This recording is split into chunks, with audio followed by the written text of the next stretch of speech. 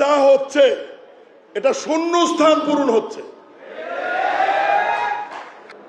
আজকের এই সুন্দর আয়োজন এবং অনুষ্ঠানের শুভ উদ্বোধন ঘোষণা করছি।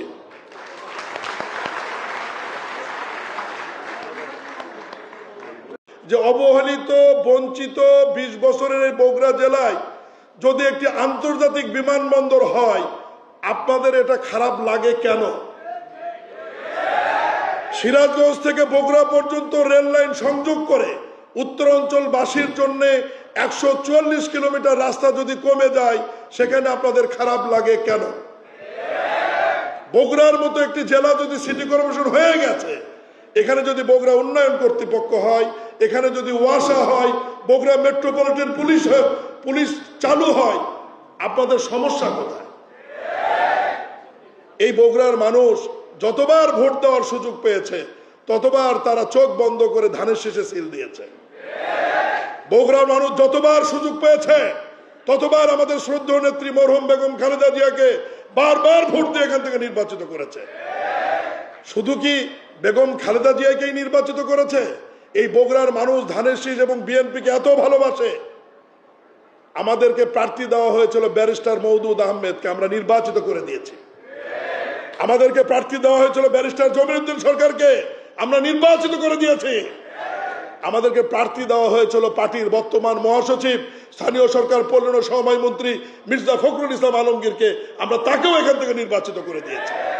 এটা হচ্ছে বগুড়ার মানুষ, এটা হচ্ছে শহীদ জিয়াউর রহমানের বগুড়া, বেগম খালেদা জিয়ার বগুড়া, তারেক রহমানের বগুড়া। মাননীয় প্রধানমন্ত্রী অত্যন্ত উদার মনের মানুষ, উনি 64 জেলা নিয়ে ভাবেন, কিন্তু আমরা বগুড়া থেকে যারা নির্বাচিত হয়েছে 7 জন, আমরা ভাই বগুড়া নিয়েই ভাববো। যতই সমালোচনা করেন, পার্লামেন্টে বলেন আর সংসদে বলেন আর বাইরে সমালোচনা করেন, আমি সহ বগুড়ার 7 এমপি বগুড়ার উন্নয়নের ব্যাপারে 1 বিন্দু ছাড় দিতে রাজি নেই। সড়ক ও জনপদের জোন অফিস ছিল না, রংপুর দৌড়তে হতো।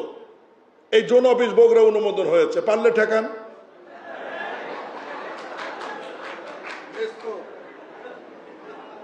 রাশিয়ানরা সারাদিন চিৎকার করেন, আরে ভাই রাশিয়া তো আমাদের বিভাগ, আমাদের গর্ব, কিন্তু দুঃখজনক আপনাদের পকেটের মধ্যে।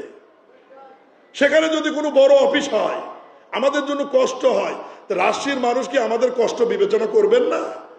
সেই বিবেচনায় নেস্কোর হেড অফিস কোথায়, রাজশাহী কোথায়, পঞ্চগড় পর্যন্ত এই বিদ্যুৎ সার্ভিস, এই হেড অফিসটা যদি বগুড়া আসে, আপনাদের ব্যথা লাগে কেন? ব্যথা লাগায়েন না ভাই, হোক না বগুড়া হেড অফিস, আপনার জোনাল অফিস না। বগুড়া কিছু হলেই মনে হয় সব বগুড়া নিয়ে যাচ্ছি, সব নিয়ে আসতেছি না। সব জেলায় হচ্ছে, কিন্তু বগুড়ারটা আলোচনা বেশি হচ্ছে। এই কারণে মনে হচ্ছে যে বগুড়া সবকিছু হচ্ছে, হচ্ছে কোনটা যেটা বগুড়া নাই। ক্রীড়া প্রতিমন্ত্রী উদ্যোগ নিয়েছে, বগুড়া জেলা কত অবহেলিত, একমাত্র জেলা 64 জেলার মধ্যে যেখানে কোনো ফুটবল স্টেডিয়াম নাই, অথচ বাংলাদেশের মানুষের কাছে সবচাইতে জনপ্রিয় খেলা ফুটবল খেলা। কত দুর্ভাগ্য বগুড়ার মানুষ যে 20 বছর একটি ফুটবল স্টেডিয়াম নাই। আমাদের ক্রীড়া মন্ত্রীর জন্য একটা জোরে হাততালি হবে যে বগুড়া আমাদের ক্রীড়া ভিলেজ বা স্পোর্টস ভিলেজ, একটি স্পোর্টস ভিলেজ নির্মিত হচ্ছে, বহুমাত্রিক ফুটবল সহ অন্যান্য খেলার আয়োজন সেখানে থাকবে। সম্ভবত আজকের ক্রীড়া মন্ত্রী সহ আমরা সেই স্থানটি দেখব বগুড়া 3 মাথায়। এটাও নিউজ হবে, সবার আগে স্পোর্টস ভিলেজ বগুড়া গেল। এই যে বগুড়া বিশ্ববিদ্যালয়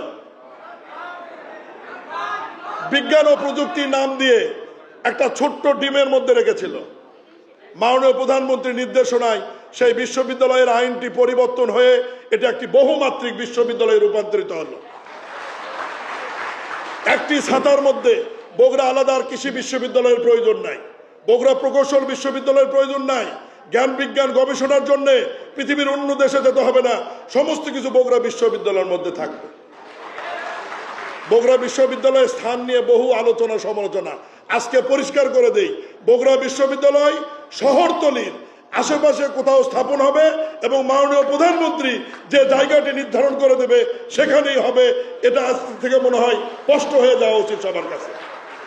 নদী ভাঙ্গন থেকে শুরু করে দ্বিতীয় যমুনা ব্রিজটা যদি বগুড়া থেকে এই দিকটা হয়, কারো কি খুব সমস্যা হচ্ছে? বগুড়া থেকে মাদারগঞ্জ এবং ফিজিবিলিটি স্টাডি অনুযায়ী সবাই বলছে এটা এখানে হওয়া উচিত, সেটা নিয়ে আমরা কাজ করছি। এটা দিয়ে যদি দোষ হয় হোক, কিন্তু দ্বিতীয় যমুনা সেতু আমরা সারেকান্দি থেকে মাদারগঞ্জেই চাই।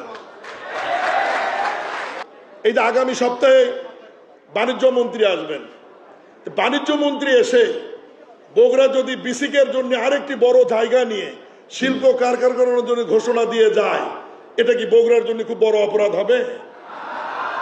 বাণিজ্য মন্ত্রী ফিরে যাওয়ার সাথে সাথেই সড়ক, মহাসড়ক, নৌ পরিবহন এবং রেলমন্ত্রী বগুড়া আবার আসবেন। উনি এসে অনেক কিছু উদ্বোধন করবেন, সেই দিনই দেখবেন যে বগুড়া আরো কি কি হলো। এটা কি অপরাধ হবে কোনো? বগুড়া যা হচ্ছে এটা শূন্য স্থান পূরণ হচ্ছে।